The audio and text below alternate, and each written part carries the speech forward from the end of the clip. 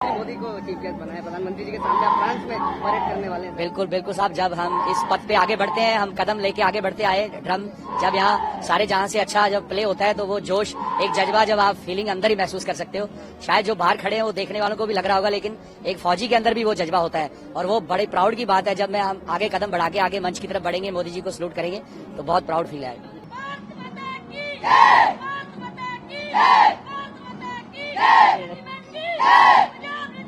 अच्छा, फिर उसके बाद एक ऐसा इवेंट जिसकी धूम मची हुई है, उसकी जब बारी आती है तो वो है परेड, बेस्टल डे, यानी कि नेशनल डे ऑफ फ्रांस। उसके ऊपर जो परेड है उसमें सिर्फ फ्रांस ही अपनी जो भी करना चाहेगा वो नहीं करेगा, बल्कि इंडिया की तरफ से भी उस परेड के दौरान इंडिया की तरफ से Punjab regiment will participate in the, बल्कि इसमें इंडिया की नेवी की ताकत दिखाने के लिए INS Chennai missile destroyer of navy will be stationed. कि India is a rising power, और जिस तरीके से उन्होंने अपने आप को आगे कुछ चीजों के अंदर मैनिपुलेट कर रहे हैं, बिल्कुल दो, एक तो फार्मास्यूटिकल है, Bharat is manipulating the entire world, matter of fact पूरी दुनिया की फार्मेसी बन चुका है भारत इस वक्त। और जो दूसरी बात है, कोई ढकी छुपी बात नहीं है, जिस तरह वो इंफॉर्मेशन टेक्नोलॉजी पे उनकी ग्रिप है। तो जब ये दोनों चीजों पे इस वक्त दुनिया में देखें, ये बहुत बड़ी कमोडिटीज है, ये फार्मास्यूटिकल और उस इंफॉर्मेशन टेक्नोलॉजी जो है।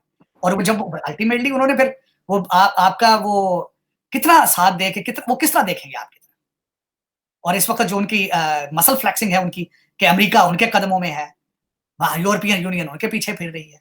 मेरा मकसद है जब अमेरिका की जरूरत बन चुका है भारत जो है, तो आप मिडिल ईस्ट और दूसरे इस्लामिक स्टेट्स की तो आप पोजीशन देख लें क्या है। और दूसरा जो उनके लेबर फोर्स है पॉपुलेशन के लिहाज से, और दूसरा उनके जो एजुकेशन के लिहाज से उनकी जो सुप्रीमेसी बनती जा रही है वो तो, और तीसरा जो मैं एक पॉइंट ये दूंगा, भारतीय डायस्पोरा का प्रेशर देखें आप।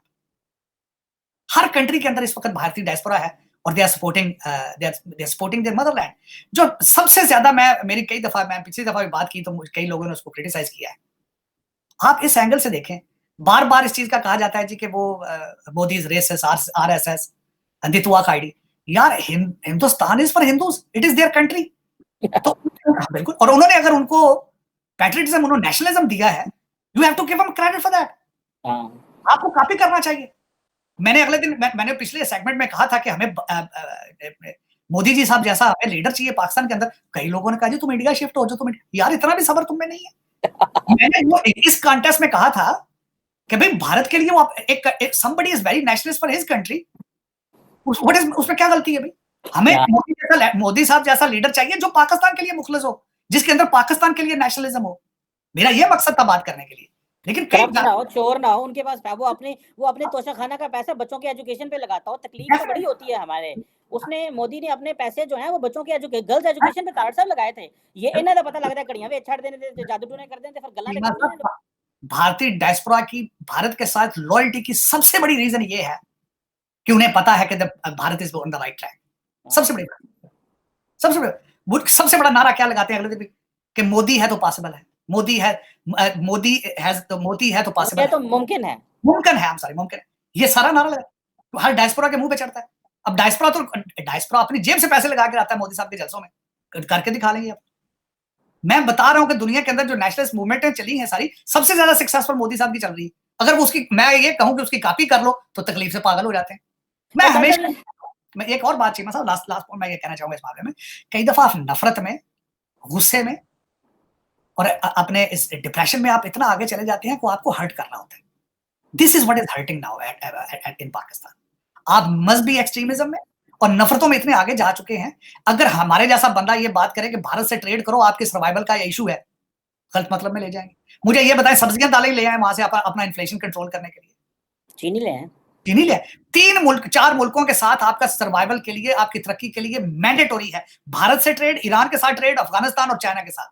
ये ट्रेड आपकी तरक्की के लिए इट इज कहते हैं ना कि लाजमो मलजूम है। अगर आप नेशनल इंटरेस्ट ना सोचें तो फिर आपकी नमस्कार दोस्तों, स्वागत है आपका एक और नई वीडियो में।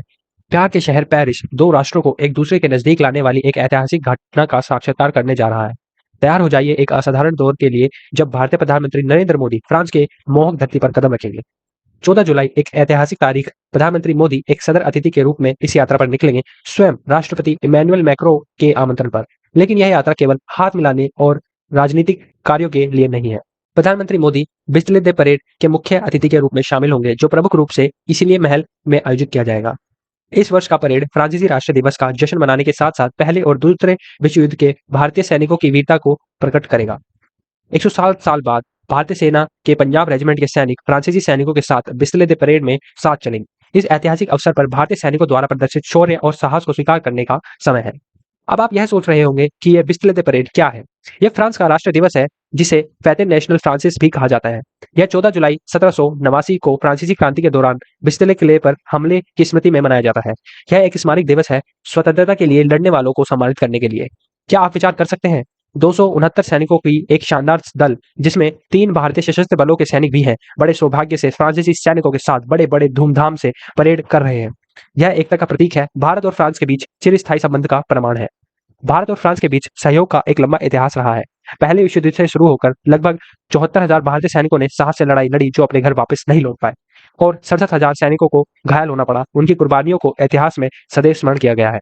धन्यवाद दोस्तों, यह था आज का वीडियो। लाइक शेयर और सब्सक्राइब करें। अगली बार तक के लिए ध्यान रखिए। जय हिंद, जय भारत, जय श्री राम।